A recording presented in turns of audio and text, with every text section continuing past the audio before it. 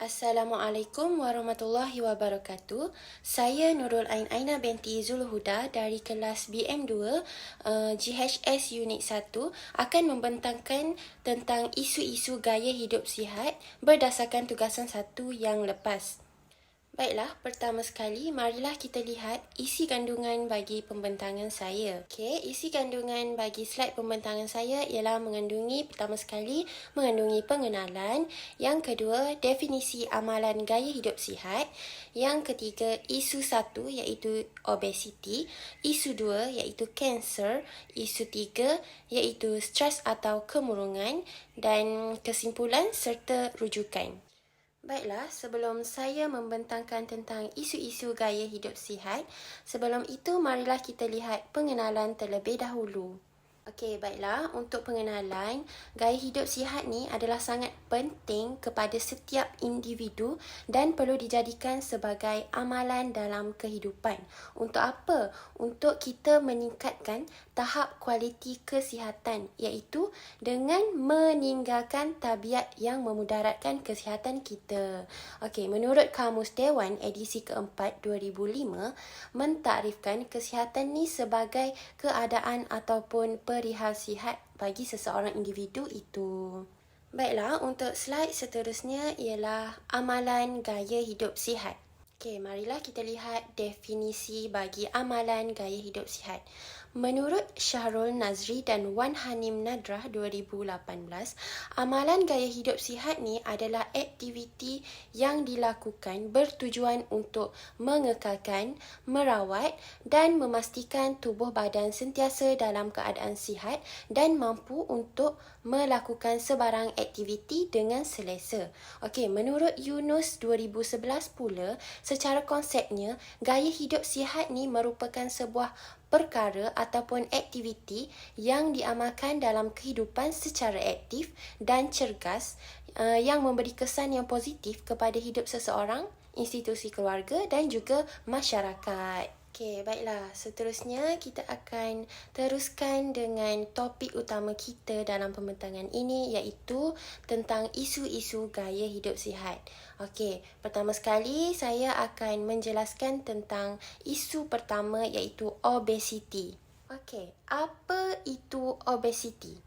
Okay, menurut Kamus Dewan edisi keempat 2005, obesiti ni didefinisikan sebagai kegemukan yang disebabkan terdapatnya lemak yang berlebihan dalam badan. Okey, menurut Kementerian Kesihatan pula, obesiti ni adalah keadaan di mana seseorang itu mempunyai peratusan lemak dalam badan yang melebihi paras normal iaitu lebih daripada 25% bagi lelaki dan 35% bagi perempuan. Seterusnya, mari kita lihat fakta yang telah saya jumpa untuk isu obesiti di Malaysia. Okey. Di Malaysia, statistik obesiti negara ini adalah merupakan statistik yang paling tinggi di Asia. Perkara ini berterusan sehinggalah ke tahun 2019. Manakala, Malaysia telah mencatatkan statistik obesiti kedua tertinggi di dunia. Ini menunjukkan Malaysia berada pada tahap kritikal dalam isu obesiti ini. Okey, perkara ini dibuktikan dengan pernyataan Datuk Seri Zulkifli Ahmad yang menyatakan bahawa Malaysia ni kekal sebagai negara yang mempunyai bilangan penduduk obesiti paling tinggi di Asia sejak tahun 2019 lagi. Okey, berbalik kepada beberapa tahun sebelum itu, iaitu pada tahun 2011, WHO telah membuat kajian dan mendapati Malaysia ialah negara paling tinggi obesiti di Asia. Seperti yang ditunjukkan dalam rajah berikut. Okey, berikut menunjukkan bukti kajian oleh WHO tentang isu obesiti pada tahun 2011. Okey, baiklah. Seterusnya ialah faktor obesiti ataupun punca yang menyebabkan terjadinya obesiti. Okey, faktor pertama ialah disebabkan pemakanan yang tidak seimbang dan pengambilan makanan yang berlebihan. Okey, di sini menunjukkan bahawa sekiranya kita mengambil makanan yang berlebihan berbanding kalori badan kita perlukan, jadi berat kita akan naik. Bila berat kita akan naik, benda tu lah yang akan menyumbangkan kepada penyakit obesiti. Okey, yang kedua ialah tidak melakukan senaman yang mencukupi. Okey, untuk mengelakkan terjadinya obesiti, kita perlulah sentiasa melakukan senaman kerana senaman ni boleh membakar lemak dalam badan. Okey, dan akhir sekali faktor obesiti yang terakhir ialah keturunan dan faktor genetik, hormon, jantina, umur dan pengambilan ubat. Baiklah, seterusnya kita pergi kepada kesan obesiti. Okey, kesan obesiti, kesan individu yang mengalami obesiti, kecergasan fizikal mereka tidak mungkin menjadi lebih tinggi, malah akan menjadi lebih rendah selaras dengan peningkatan berat badan mereka. Okey, yang kedua, mereka akan berasa malu dengan diri mereka kerana bentuk badan mereka yang besar sehingga menyebabkan mereka sukar untuk melakukan pergerakan. Okey, kesan obesiti yang ketiga, obesiti ni juga turut mempengaruhi kecergasan fizikal individu dan perkara ini menyebabkan mereka yang mengalami obesiti ni kurang dapat bersaing dengan individu yang normal. Dan akhir sekali, kesan obesiti yang telah saya kenal pasti ialah obesiti ni banyak memberi impak negatif kepada kesihatan kita, seperti boleh mendorong kepada penyakit jantung, tekanan darah tinggi, strok, diabetes dan banyak lagi. Baiklah, seterusnya ialah langkah pencegahan obesiti. Langkah pencegahan obesiti yang telah saya kenal pasti ialah melalui peranan ibu bapa dan guru. Okey, untuk pertama sekali, anak-anak ni perlu dididik untuk mengenali makanan yang perlu mereka makan dalam hidangan utama ataupun snack mereka. Okey, yang kedua, anak-anak ni perlu juga diberitahu bahawa mereka tidak memerlukan kalori atau bahagian tambahan semasa makan. Okey, untuk yang ketiga ialah penggunaan pinggan suku-suku separuh bagi mendidik anak-anak mengenali bahagian makanan yang boleh diambil semasa hidangan utama dan cawan ukuran untuk snack dan minuman mereka. Okey, akhir sekali ialah peranan daripada guru, iaitu guru perlu mengenal pasti dan mengambil tindakan susulan bagi membantu murid yang obesiti, terutamanya bagi guru pendidikan jasmani. Baiklah, selesai kita membincangkan isu obesiti tadi. Jadi seterusnya kita akan membincangkan tentang isu yang kedua pula, iaitu kanser. Okey, apa itu kanser? Kanser ataupun barah ni merupakan sejenis penyakit yang boleh bermula pada mana-mana bahagian tubuh badan manusia. Okey, kanser ni terjadi apabila sel normal dalam badan bertukar menjadi sel kanser. Ia akan membesar dan merebak tanpa kawalan. Okey, antaranya ialah penyakit kanser payudara yang berpunca daripada pemakanan kita. Baiklah, berikut merupakan fakta yang telah saya jumpai berkenaan dengan penyakit kanser. Okey, statistik menunjukkan 35% penyakit kanser berpunca daripada pemakanan sehingga tahun 2001. Kemudiannya telah meningkat kepada 80% pada tahun 2007. Okey, berikut merupakan keratan akhbar mengenai biskut berasap yang menunjukkan contoh makanan yang tidak sihat untuk dimakan dan boleh menyumbang kepada penyakit kanser, iaitu mengaktifkan sel kanser. Okey, kita lihat kepada keratan akhbar ini. Okey, makanan seperti biskut berasap inilah yang menjadi punca berlakunya kanser dan akan mendatangkan kesan yang tidak baik dan impak negatif kepada diri kita. Okey, secara tidak langsung, ini akan merisikokan dan membahayakan nyawa kita sendiri. Okey, seterusnya marilah kita lihat punca penyakit kanser. Pertama sekali, Kementerian Kesihatan serta pakar pemakanan telah meneliti beberapa punca serta mengenal pasti faktor utama yang disumbangkan oleh pemakanan yang tidak dijaga dengan betul dan menjadi penyebab kepada penyakit kanser payudara. Okey, yang kedua, antara sumber makanan yang menjadi punca kepada penyakit kanser adalah seperti lemak tepu, iaitu keju, mentega, susu dan juga makanan berminyak. Selain itu, makanan proses iaitu makanan dalam tin juga antara punca pengaktifan sel kanser dalam badan. Okey, makanan yang telah diubah suai penghasilannya seperti salmon ternak dan makanan yang tidak dapat dikenal pasti kandungannya seperti biskut berasap tadi juga boleh menyebabkan sel kanser aktif. Untuk slide seterusnya ialah kita lihat kesan penyakit kanser ni. Okey, pesakit kanser akan mengalami beban kewangan kerana tidak ada lagi majikan yang ingin menggajikan mereka. Jadi disebabkan ini, pesakit kanser sukar untuk kembali bekerja semula. Okey, pesakit kanser juga akan mempunyai batas dalam perkara-perkara tertentu seperti fizikal, mental dan juga kognitif. Kesan daripada kanser ataupun rawatan yang telah dijalani oleh pesakit kanser. Okey, kesan rawatan ni adalah bergantung kepada jenis dan tahap kanser, fizikal dan mental pesakit sepanjang menjalani rawatan. Baiklah, perbincangan terakhir bagi isu kanser ni ialah tentang langkah pencegahan kanser. Okey, langkah pencegahan kanser yang pertama ialah dengan mengelakkan diri daripada memakan pelbagai juadah makanan yang tidak sihat kandungannya dan berpotensi menyebabkan individu menghidapi penyakit yang berbahaya. Antaranya ialah tidak memakan microwave popcorn, iaitu makanan yang bukan organik yang ditanam di ladang konvensional. Selain itu juga mengelakkan daripada mengambil makanan bersoda. Okey, yang ketiga ialah mengamalkan konsep suku-suku separuh dalam pemakanan kita, iaitu suku sumber protein, suku sumber karbohidrat dan separuh dengan sayur-sayuran atau buah-buahan. Akhir sekali ialah pengawasan kadar gula dan kolesterol dalam badan juga penting. Kandungan asid lemak, gula dan kolesterol di dalam badan haruslah lebih diawasi. Okey, baiklah. Seterusnya kita pergi kepada isu yang ketiga, iaitu stres atau kemurungan. Okey, baiklah. Apa itu stres? Stres atau juga dikenali sebagai tekanan merupakan tindak balas fizikal, emosi dan mental yang dialami oleh seseorang apabila tuntutan tidak dapat dipenuhi.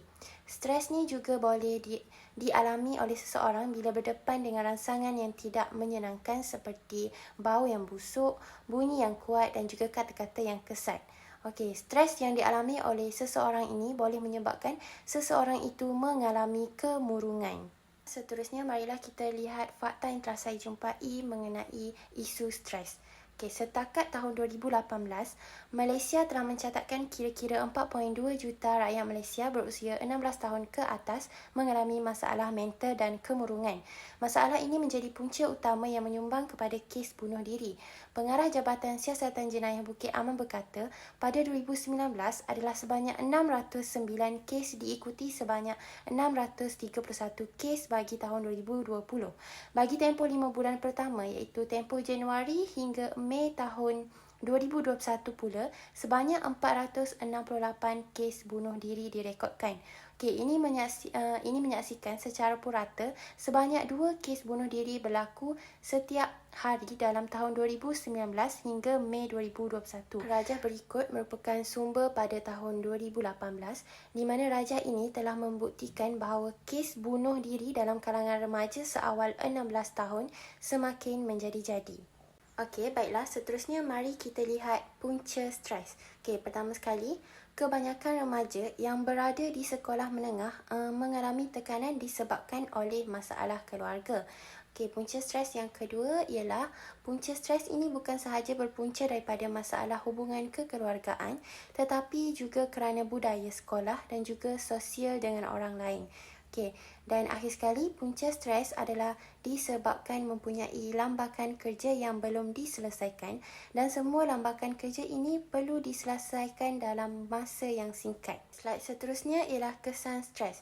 Pertama sekali, stres akan menyebabkan wujudnya perasaan ingin bunuh diri dalam diri mereka yang mengalami stres. Okey, perkara ini dapat dibuktikan dengan kes bunuh diri yang berlaku pada 14 Mei 2019 di mana seorang remaja perempuan berusia 16 tahun telah membunuh diri dengan terjun dari bangunan 3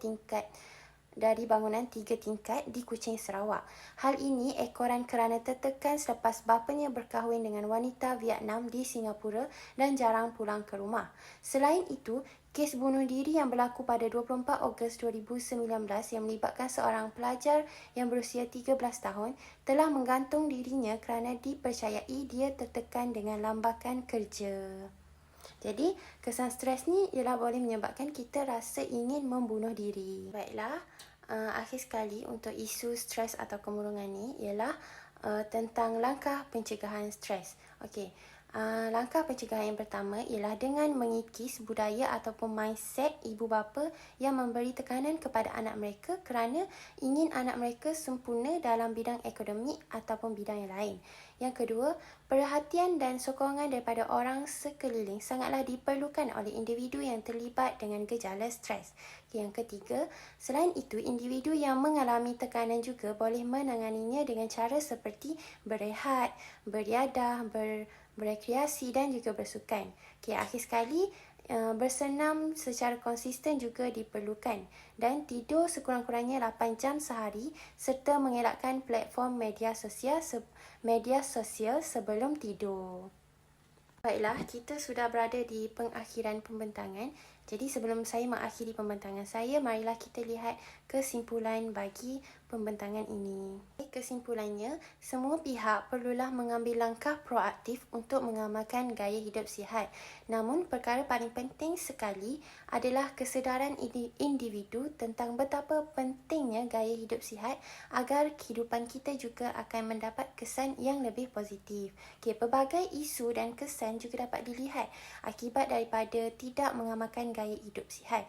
Terbukti bahawa gaya hidup yang sihat ini merupakan kunci utama kepada kesejahteraan insan. Insan yang sihat pastinya dapat memainkan peranan yang aktif terhadap pembangunan agama, bangsa dan negara. Pada akhirnya, kesedaran serta pengetahuan berkenaan penyakit dan kualiti kesihatan amat penting dengan menyedari pencegahan, pemulihan dan peningkatan dalam amalan gaya hidup sihat sebagai usaha bagi meningkatkan konsistensi tahap kesihatan yang optimum. Baiklah, sebelum itu juga saya akan menunjukkan rujukan-rujukan yang telah saya gunakan bagi menghasilkan pembentangan ini. Pertama sekali, rujukan yang telah saya gunakan ialah rujukan daripada buku, rujukan daripada jurnal, rujukan daripada artikel dan akhir sekali rujukan daripada internet. Baiklah, berikut menunjukkan rujukan buku yang telah saya gunakan, iaitu buku pertama, 5 Langkah untuk Mengurus Obesiti. Buku kedua ialah Kamus Dewan edisi keempat. Buku ketiga ialah buku Gaya Hidup dan Faktor Risiko Kanser Payudara. Buku keempat ialah buku Pemakanan dan Kesihatan. Buku kelima ialah buku Mengurus Stres. Sambungan untuk buku keenam pula ialah buku Gaya Hidup Sihat dan Pencegahan Penyakit secara Am. Buku yang ketujuh ialah Panduan Pemakanan Sihat. Buku yang ke-8 ialah Panduan Memulihkan Diabetes, Obesiti dan Hipertensi. Buku yang ke-9 ialah buku Gaya Hidup Sihat Mengatasi Obesiti. Dan akhir sekali, buku yang ke-10 ialah buku Kanser, Fakta dan Mitos, iaitu panduan lengkap pencegahan, pengesanan dan rawatan. Baiklah, seterusnya ialah rujukan jurnal. Tajuk jurnal yang telah saya ambil sebagai rujukan ialah Amalan Gaya Hidup Sihat Pelajar. Baiklah, seterusnya ialah rujukan artikel di mana artikel pertama ialah artikel daripada Astro Awani, artikel kedua ialah artikel daripada Berita Harian, artikel ketiga juga daripada Berita Harian. Sambungan untuk rujukan artikel iaitu artikel yang keempat iaitu artikel daripada My Metro dan artikel yang kelima artikel daripada Sinar Harian. Baiklah, seterusnya untuk sumber rujukan yang terakhir ialah sumber rujukan daripada internet, iaitu pertama sekali sumber rujukan daripada laman web bernama, yang kedua sumber rujukan daripada laman web Kementerian Kesihatan Malaysia dan akhir sekali yang ketiga merupakan sumber rujukan daripada laman web Iluminasi yang ditulis oleh Osman Afandi. Baiklah, saya rasa setakat ini sahajalah pembentangan daripada saya mengenai isu-isu gaya hidup sihat. Akhir kata daripada saya, jika ada salah, mohon dimaafkan. Jika ada sayang, mohon diungkapkan. Sekian, terima kasih.